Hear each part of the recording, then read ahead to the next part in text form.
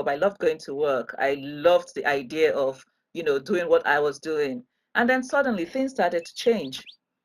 Sometime in 2015, things changed. But before then, for most of my 16 years, I was happy. I loved my job and I gradually moved up the ladder, moving from industry to industry, from company to company, but loving every minute of it because I was earning good money and I was giving my best. I was adding value and value was being added to me. My ambition, of course, was I wanted to end up as a head of function in a big organization. And ultimately, I wanted to end up as an expert resource person in a prestigious consulting firm. So I was working towards these goals and I thought that I was on track. But suddenly, in 2015, I began to notice a gradual change. There was something I couldn't quite explain. I began to feel dissatisfied with what I was going on in my life. I couldn't explain what was happening, but I began to feel that there was something more that I wasn't getting. So I began to wonder. I wasn't sure whether it was the fact that I wanted a new job or a new role or a new company, a new town, even a new purpose. I didn't know. The only thing I could say for sure was I was no longer as happy going to work as I had been for most of the 16 years prior to then. And so I wanted to find out the next thing to do for myself. But the thing about this is, I was earning good money. I had good insurance, medical insurance. Everything was going well. And so the lure of the golden handcuff was just too strong. And so I pretended like everything was okay. I continued to work even harder. But the more I worked, the sadder I actually became. It was obvious to me that something was not quite right. And yet I still didn't make a decision. Then suddenly, in 2016, there was a company restructuring, and that job, which I wasn't sure of, which I had spent so much time thinking about, totally disappeared. And so I found myself jobless. And I found that suddenly it didn't matter so much about whether I felt dissatisfied or not. The only thing that I began to feel was shame. I was so ashamed that I lost my job. I mean, how could this have happened? I wasn't sure what to tell my family. I wasn't sure what to tell my friends.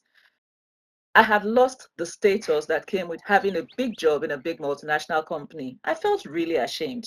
And then after feeling shame, I began to feel bitter, getting really angry. I mean, why did this have to happen to me? What was it about me that brought this on? Because I felt that I had given my best. I was delivering on all my deliverables. So there was no reason for me to have lost my job. It was just a simple company restructuring, but I felt bitter. And then moving from shame to bitterness, somehow along the way, I began to actually feel relief. Relief at the fact that a decision had been made. I had spent almost a year and a half pondering what to do, thinking about my situation, and not being able to make a decision. And suddenly, a decision had been made for me. Whether I liked it or not, it was time for me to actually look at my situation and decide on what to do. And so finally, I recognized and I embraced the opportunity. They said that when you're down, the only way to go is up. And that's the point where I was. I had gotten to the bottom, felt shame, felt bitterness, felt relief. And finally, I embraced the opportunity and recognized that it was time for me to actually move forward.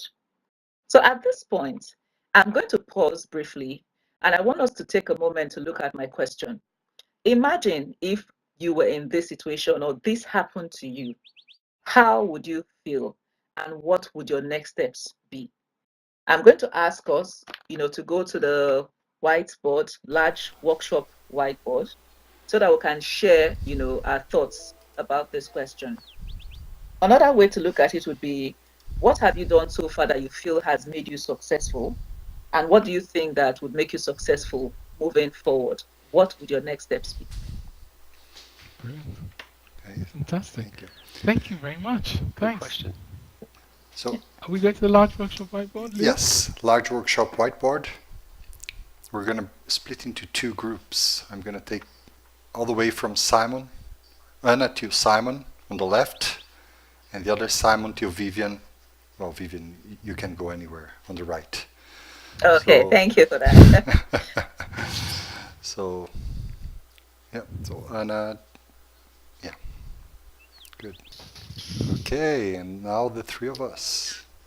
Yeah. The question was if this happened to us, wasn't it? Yeah, how would you feel in How her would you situation? feel? Yeah. Okay. I'm glad I don't see any alcohol. Oh, I see some drinking. I can. Who's put drinking? Well, Who do you think? You met me. Vivian, you know how it is, Vivian. Yes. Tam, you've written how dare they, but it should say how very dare they. Do they know who I am? Do they know who I am? Yeah, do they know? I've had a bad day at work today, Vivian, so this is perfect. Oh, I'm I happy think to hear that. I'm going to put the next step as agile working. With a capital A. Agile working plan. Not getting anywhere if you've got a small A. Let's join the others in gathering circle. I mean, I see some people already viewing presentation. I'm too keen. I'm at the presentation. I know. So, Adrian, if we're really quick before they come, I can show you what slide she used Gathering circle. All right. Yeah. before she comes back. Right here. Not that quick. Still, are they back already? Back already. Oh, that's Oh, fine. blast. Okay, Sorry, Adrian. That's we're all okay. back. We had some interesting discussions at our group. I don't know about the A2, the other one. No, we didn't have any interesting discussions. Simon is leading it. It's terrible. It was terrible, I agree. How was it, Simon? Really? Nothing useful to share. No, I mean, one of the points I made that most of us have been through these sort of periods. If we get to most people of our age my age, have been through these periods where you realise you actually, if you're doing something you like, you're good at doing it, and that works best. And often it's when you're doing something that doesn't really motivate you, that doesn't get you out of bed in the morning, that actually you tend to start to fail. And if you do what you like to do, you'll do well. Yeah. That's my life motto. Suzanne, are you happy to share some of the things we've, discussed, some of the key things that came up? Just to share. Yeah, I think one of the key things is Tam likes lots of wine, and expensive wine at that. And that was one way she said she would deal with the situation. I think we discussed around if you place yourself in that situation and you know it's coming. I think sometimes that helps with dealing with the situation that you've been put into. Yeah. Thank you very much. I didn't include anything related to alcohol, although perhaps for Anna it would be a good thing if we added. That's a It's only growing certain business, brands, isn't of it? course, to keep me employed. Yeah. Okay, so Vivia, we were just sharing what we've discussed. Are you ready to go to the next? I notice you're loading because you're back to this cubicle. Yes, she's on her way. Thank you. Okay. Excellent. Okay, so can you all hear me? You have Yes. it perfectly. Great. So thanks. I mean, I had the opportunity to listen to a few of you, and you're absolutely right. I think the fact is people go through a lot of emotions, panic, relief, fear, hope for the future, and the rest. So to continue the story from where I stopped, I talked about the fact that it was time for me to make a decision. And that's what I did. I decided I was going to take time off paid employment and start up something for myself, something that was going to bring me joy. Whether or not it was going to be for the short in the short run, I wasn't sure. I've always loved to teach, to build, to coach, to mentor. And so I decided to start my own business in developing, coaching, and consulting. So I developed my business idea and my plan, just so you know, it's not a chicken idea you see in front of you. Um, it was something a bit more structured. I looked at, of course, the strategy, my operational plan, my marketing plan, my financial plan, and of course, I put everything together before I started. And I realized I needed to also learn some new skills and upgrade existing skills and also get additional certifications. Because the fact is, life as a corporate person is very different from life as an entrepreneur. And you cannot transfer the same skills easily. You need to actually learn some new skills about how to work and do everything on your own, and along with other things.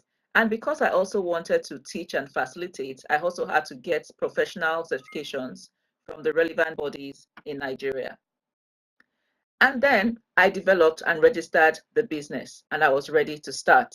In developing the business, I looked at my business plan, I looked at my logo, I developed my colors, my slogan, my brand strategy. I looked at my target audience and I defined them properly. I positioned the brand. I also looked at my purpose to be sure that I was going to be able to create value. And of course, I had to also ensure that I fulfilled all the regulatory aspects of setting up a business in Nigeria that I needed to set up. So that brings me to my second question. And I've talked about the fact that I had to develop a brand strategy, but also register my business properly from a regulatory and in my country.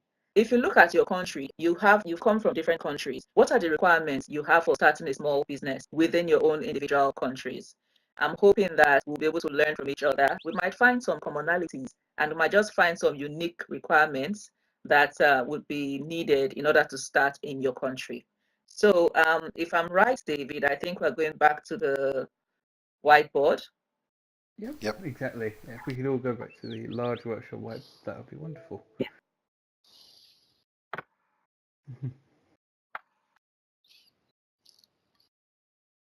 Okay, and we can change the groups now. So yeah, Anna, first name, you can join here. Adrian, perhaps you can join Anna. You're not in the wrong place, and I think it's good. Adrian. Just ahead of the game. Yes, exactly. And I'll join them as well, and perhaps Eddie, you can join the others on the right hand side. The show today, I'm afraid. Here we are. Hi Adrian, I haven't seen you for a while. Good to see you today. I was with Sam the last time. And then couldn't work out. Hi there. Hi. You too. Okay. So again, yeah, what do you think are the hard and soft barriers for starting a business in your own country? Okay, let's join the others in a circle, so gather in a circle.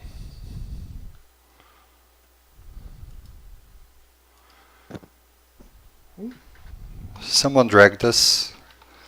It wasn't me, and I blame. didn't see the light flashing. Oh, you didn't? Oh.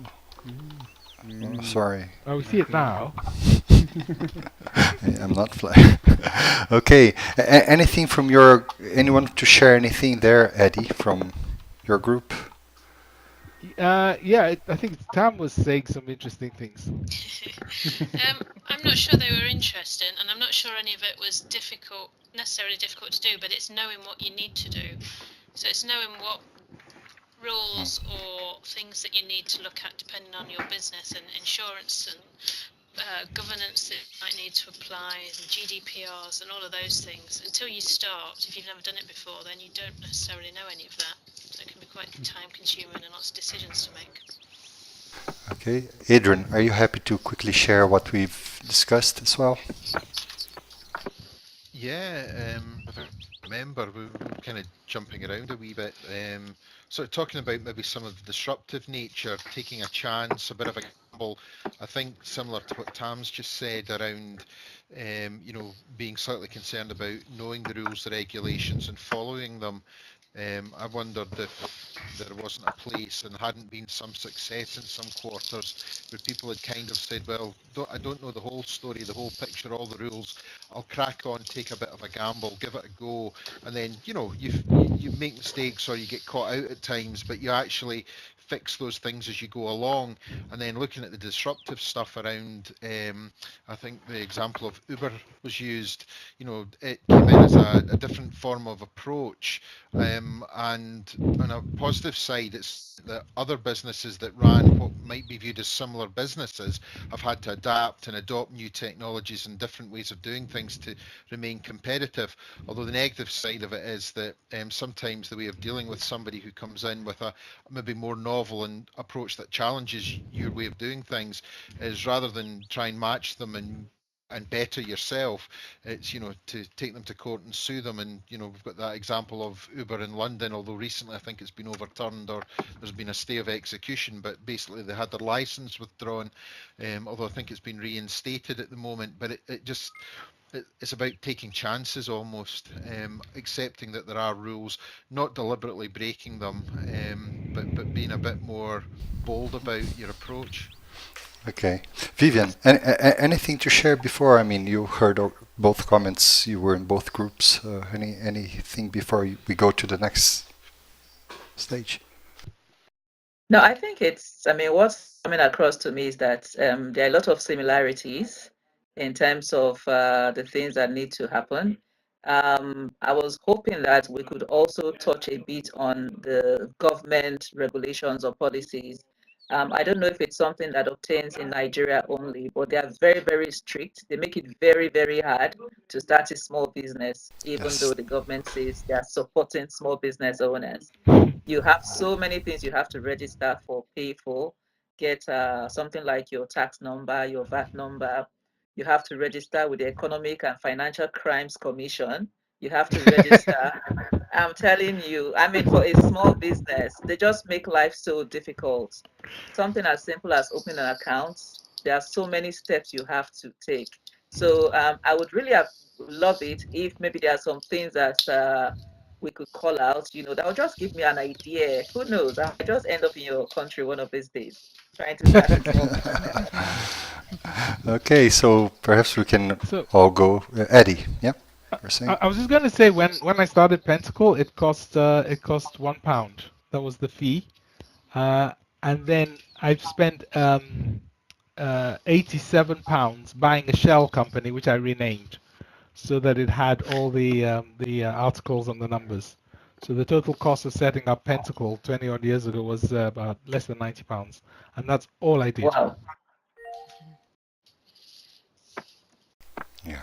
Wow, that's amazing. that's amazing. Yeah, of course they've added more regulations since, but it was really easy. Okay. Okay. So should we go to We, the next?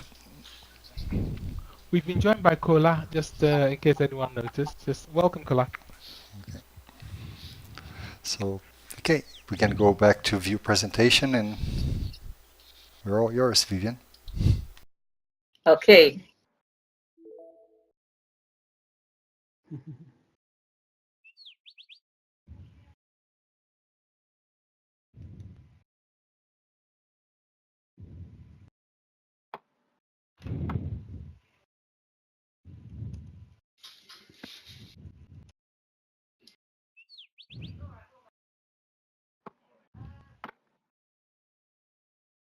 Okay, so welcome back from that interactive session. It's good to have us all in one place again. So I like the fact that you all talked about the soft issues and the hard issues that we'll need to consider. And those are the kinds of things that I also considered. And that's why I did all that and I formally started the business in 2017. And in starting the business, I adopted a 3-phase approach. Phase 1 was about creating awareness and trial for the business. And so I looked at, what I could do, how I could reach people and convince them that what I had to offer was genuine. So I engaged in a lot of networking within my group professionally and socially. Networking for me is actually very difficult because I'm a bit of an introverted person, but I had to force myself to come out of my shell to make sure that I reached out to people to let them know that I had evolved from working in a corporate organization to trying to set up something for myself. And because for a lot of years I'd been involved in free trainings, free workshops on a pro bono basis, I continue to do that. But this time around, I made sure that I engaged in trade by barter from them in order to minimize my cost of operations. And what I was doing as I continued to do this was I was building my name, I was building my credibility because every time I did a training for somebody at virtually no cost or very little cost, I was able to get that person to recommend me to somebody else who would then use my services and recommend me to somebody else.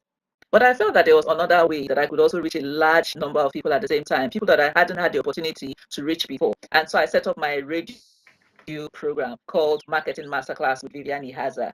And from just radio, from a single broadcast channel, I was able to expand it into podcasts. And now I have 2 radio stations that I provide content for as well as a podcast. So that was phase 1, all about creating awareness and trial. And then I moved on to phase 2.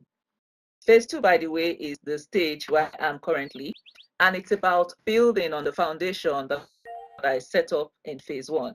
And so I began to collaborate with other trainers, other facilitators who had different skill sets to make sure that we could come together and offer 360-degree trainings, all with the same focus on marketing. So I had people who could offer training programs in sales and in customer service, as well as myself who offered training programs in core marketing, strategic and operational marketing. Vivian seems to have an issue at her end. So Lindsay's just also joined us. Lindsay, you joined us right at the end. I hope you can hear us. Let me just take. Great. So everybody, Lindsay. So can we just go through? So maybe Tammy, if you could update Lindsay on what we've done, then Suzanne add a bit more, and Simon, then she'll be completely up to speed. Oh, no pressure. Instant classic. Sorry, yes, I got delayed with a meeting. We have been talking about how it started off talking about having a really good job, a really good career, but starting to feel at some point that it wasn't quite right, but you didn't know how to or what to do to move on. And also the golden handshakes of having a really good job, really hard to shift from that, but not necessarily being happy anymore in what you're doing. And then if you lose your job, there's no result, nothing you've done but restructure, and you get made redundant, how that might make you feel. So that was the first one, and what your responses to that are. And then we've moved into setting up your own business and looking at how you might go about that, what some of the legislative things you need to do are, and how would you go about physically setting up a business and then starting to sell that business and building it up as a product. I'll hand over to Suzanne to add more. Is there anything more to add to that, Tam? That was near perfection. I don't think there is. I missed out the wine bit. There was a lot of wine drinking in there. And a few tears, but mostly wine drinking. Simon, anything to add? And then we'll see whether Lindsay makes any sense of what we said. No? So Lindsay, the other thing we've been doing is on the large workshop whiteboard, we've been capturing our thoughts. So if you wanted to sneak there at some stage, so there's a place called Large Workshop Whiteboard. I think that's what I was just having a little look at. Okay, that's where we scribbled all the things we were working on.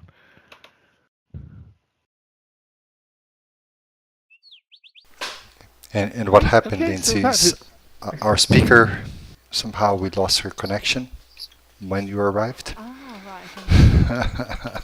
And there was the and there was the uncomfortable silence, but you know, we're enjoying ourselves. Yes, hopefully my arrival wasn't the trigger for that to happen. No, definitely not.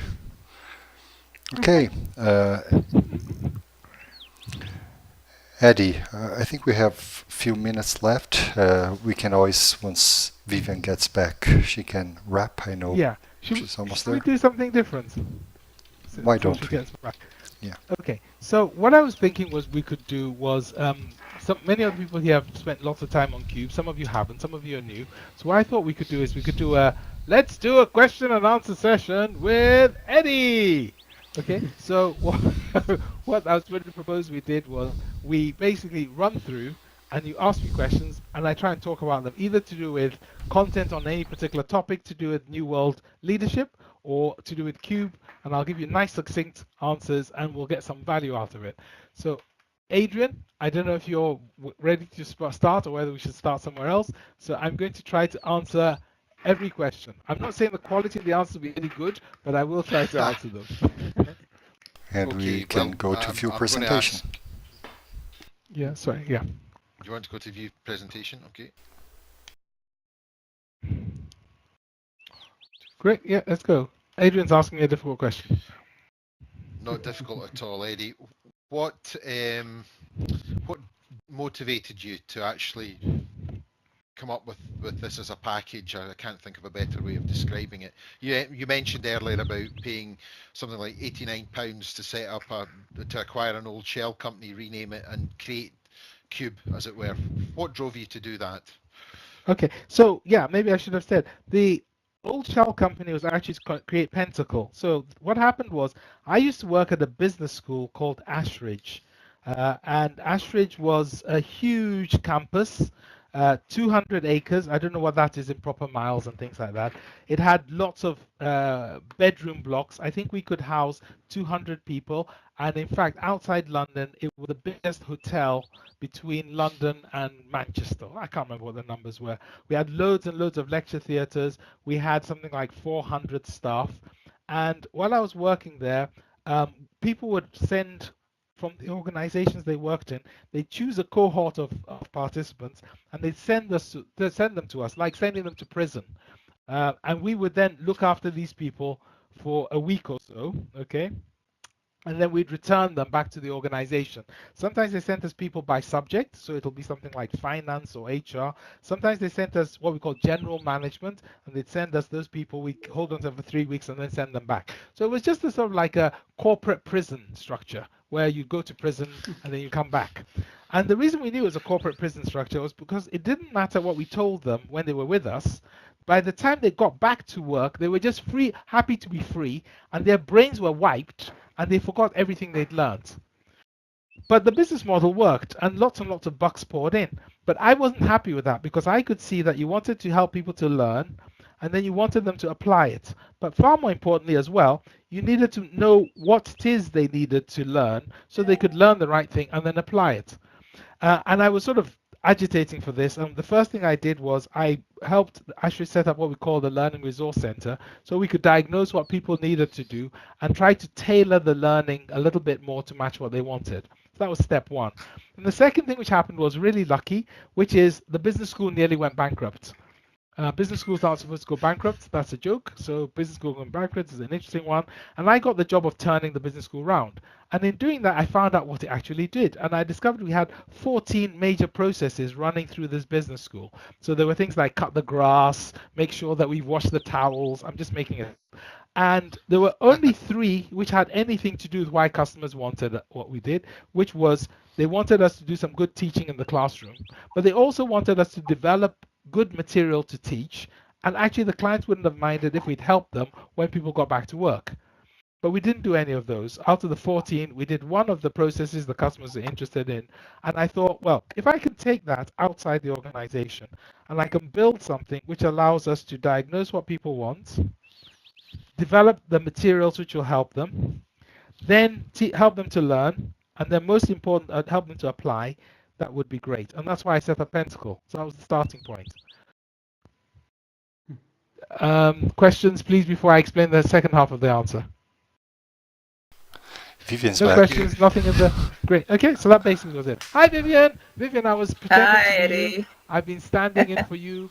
I made Thank the you jokes so which you would much. have made. Nobody laughed because I didn't do them very well, but that's what we got to. So everybody, Vivian's back. I'm just going to put the rest of the slideshow up, and it's back. Brilliant. Okay. Vivian? Yes. Okay, so if you move to view So I'm hoping presentation, this time Lindsay, around that'd be great. Yeah. Mhm. Okay. So I hope that everybody got what I was talking about in phase 1.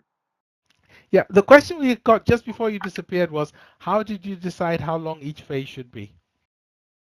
I put milestones. So I didn't set up I didn't set hard targets for myself because I realized that situations could change and I needed to respond according to the situations that I found myself. For instance, I had thought I would take 6 months to put my registration in place, get my financials in order, but it took less than 6 months because I had already started to think about it while I was waiting to serve out the rest of my time at the company. Remember that I had gotten a 3 month notice. And so during that 3 months, I was already thinking ahead of, what I needed to do and how I needed to put things in place. Right now, I'll say I'm in phase 2 because technically this is a new year. And so because I started in May, I officially started in May 2017. I have been in this industry now for 1 year. And phase 2 really is about building on the successes that I've had in phase 1. So it's not like I'm going to stop doing everything that I've done in phase 1. It's a continuation of phase 1 and also adding new things to make it more robust and to reach more people. I don't know if that makes sense. Yep. Well, I didn't ask the question. So, person who asked the question. It was me. It was perfect sense. Thank you. Okay. Glad to hear that. All right. So I'm going to move. So after phase 1, I moved to phase 2, like I said, which is the stage I am now. And phase 2 is all about building on the successes that I've had in phase 1. And so I realized that I couldn't do this thing by myself. If I was going to offer value to companies, I needed to offer the kind of value that they would appreciate. And so I went into collaborative partnerships with other consultants who had different skill sets. I wanted to offer 360 degrees well-rounded marketing trainings. So I also invited faculty members to partner with me who had expertise in sales management and who had expertise in customer experience management, or what is more commonly known as customer service relationship. And then I brought in the strategic and operational marketing expertise. And so with this, I was able to go to a company with a full bouquet of training programs that was targeted at their business and marketing, as well as staff employees and sales employees, in order for them to see actual value in what I was offering. I started to consult for 2 small businesses, also providing business and marketing expertise, and I expanded my classroom capacity building. That's what I'm doing in phase 2, and I'm hoping that I will continue to do this and I'll begin to see the kind of returns on investment that I actually want to see. So I'm continuing my radio podcasts, I'm continuing my free trainings or trade by barter trainings, I'm continuing my networking. I've put on the faculty partnerships, consulting, and the classroom capacity building. And my next phase would be phase 3, which is now about consolidating my position. Ultimately, I want to get to the point where people recognize my company, my brand, and they are willing to pay the right price for what I have to offer. That's what I'm working towards. And that for me will be phase 3. It's about taking everything I've done in phase 1 and phase 2 and putting it into phase 3 to make sure that I've fully established the brand and I'm able to now make a decent living out of it. I anticipate that from phase 1 to phase 3 will take about 3 years. But at the same time, I'm always continuously evaluating what I've done and I'm making sure that I correct whatever it is that I see that I need to correct because situations change every day. The things that I could rely on today somehow disappear tomorrow, and I have to go back and re strategize and come up with a plan. So while I have this 3 phase plan as my core plan, I have a plan B for when things do not go according to the plan that I have set out to go. And so I fall back on my plan B, I course correct, and I continue to move forward. So this is my 3 phase approach to my business as I have it today. So having said that, I'm going to throw another question back at you. And I think that this time we'll be going to the coffee tables, if I'm right, David. Imagine that you're starting a business of your own. I have shared my strategy with you. Now, my question to you is, if you were in my position, if you had to start your own business, what kind of strategy would you adopt? If you already own a business, what strategy have you adopted? So I don't know if the question is clear. Clear. Yeah. Okay, so David, we're going to the coffee room, right? Coffee tables, yeah. And the place is listed on Coffee the right hand table. side. Find the coffee. Okay. Thanks, Anna. So you just want to click on a seat where your bum would go, and you'll sit down there, and somebody will join you. Adrian, I'll come and follow you. Where he's gone.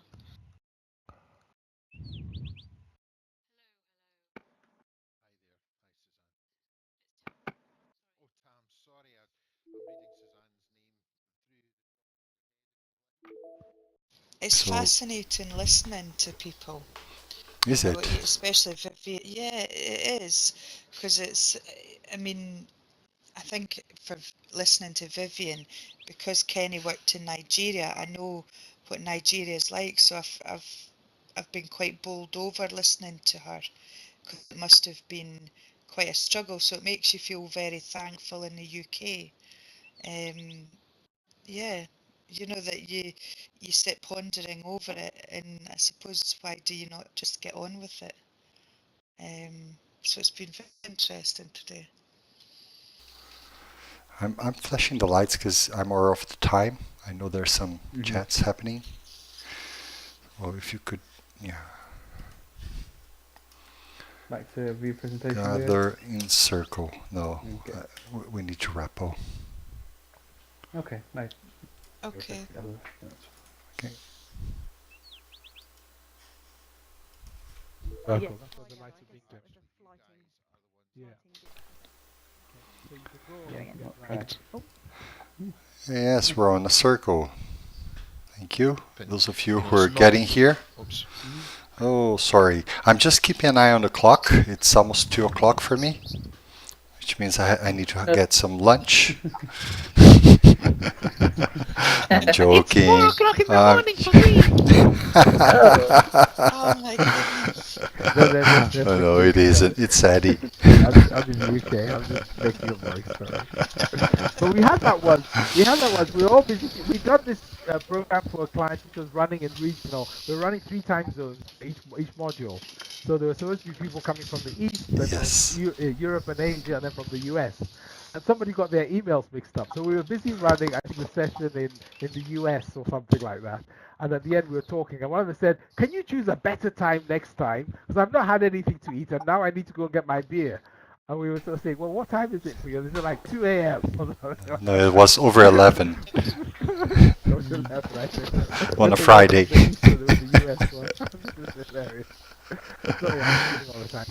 Exactly.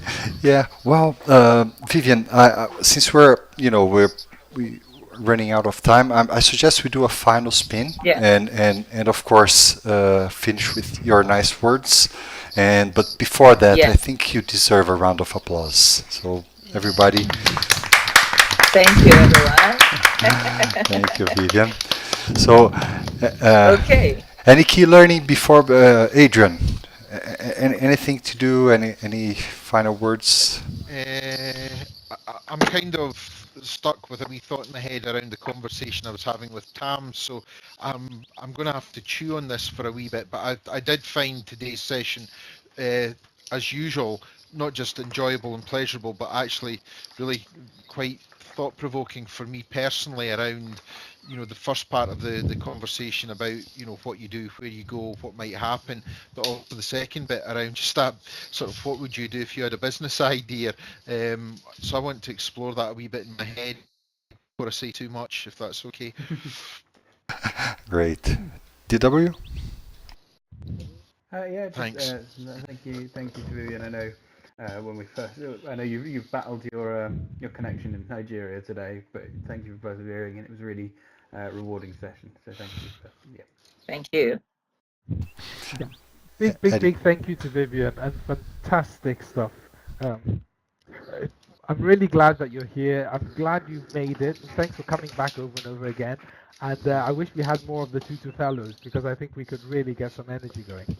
So thank you for Okay. being a leader. Thank you for being a leader. Thank you. Yes, Josh. Yeah, so thank you, Vivian, for the session today. It was great. And I have something to share, which is, you might remember at the beginning we asked you to put up on the map, on the world map, where you are in the world today. And we have calculated that by meeting on QUBE instead of meeting face-to-face, we have saved 14,360 miles of travel. So let me Wow. put that into perspective for you. So that means that if we'd have driven, we'd have all have to drive for 17 hours each, or we'd have to fly for 5 hours each. We would have burnt 7 tons of carbon, and that carbon could be used to heat and light a house for 508 days, which is over a year. We would have spent nearly £3,000 or over a million naira on the time we lost travelling, and the cost of the travel itself nearly £7,000. So that's over 3 million naira. So yeah, the total cost of the travel would have been nearly £10,000 or over 4 million naira. Oh, that also Wow. deserves some Well done, applause. That's really nice to hear. Next one, is it Kola? Kola? Yeah, hi. Thanks for inviting me, first of all. This is my first time on. So thanks for inviting me. I came in quite late. I'm sure I'll catch up with Vivian on what I missed. Thanks. Thank you, Kola. Yeah, I also thank you. And if we were to heat and light a house in Brazil and Nigeria, you would probably do it for over a generation. No, sorry, that was my joke. Thank you. Lindsay? Yeah, again, sorry for joining late. I got caught up with something at work. So, again, really interesting bit that I caught, it's sort of looking at sort of the different areas, and thanks for bringing me up to speed so quickly with what I'd missed.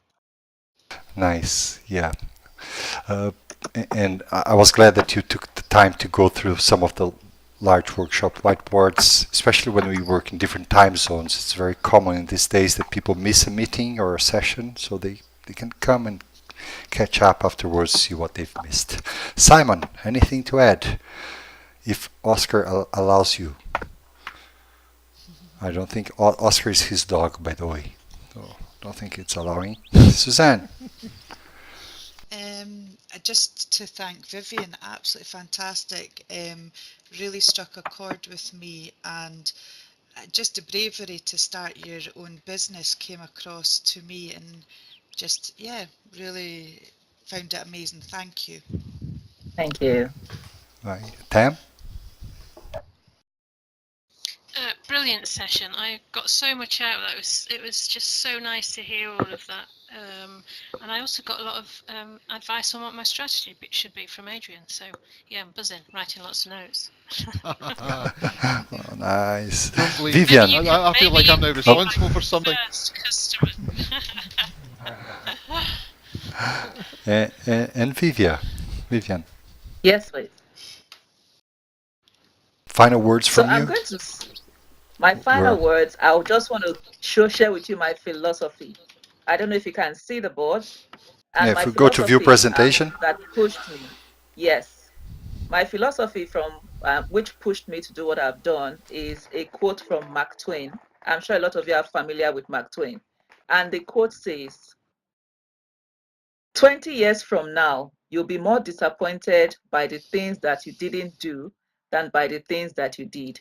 So throw off the bowlines, sail away from the safe harbor, catch the trade winds in your sail, explore, dream, discover. So I'm very happy to hear that my story, in some ways, have also inspired some of you here, the same way I was inspired by listening to other people. And I hope that we'll be able to move forward with this, that next time I come around on QUBE, I'll be listening to your stories and getting inspired by your stories. Thank you so much for having me. I've had a fantastic time. Thank you.